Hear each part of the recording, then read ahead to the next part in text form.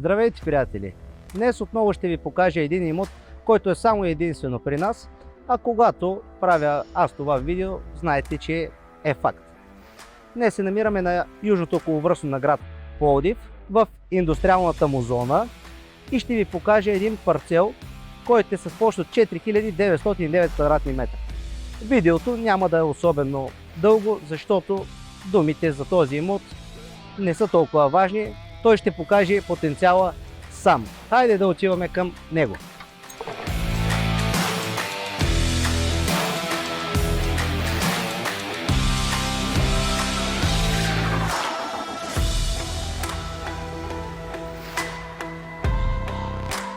Вече сме и на самия парцел.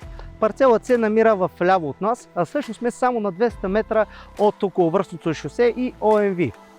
Парцелът е с статут на земеделска земя и, както ви казах, вече е с площ от 4909 квадратни метра. След обръщане на неговия статут може да бъде построено хале с площ от 5890 квадратни метра, защото параметрите на тази зона са 1,2 кинт и височина до 10 метра. Плътността на застрояване е 60%. Парцелът е супер подходящ за хале или производствен цех.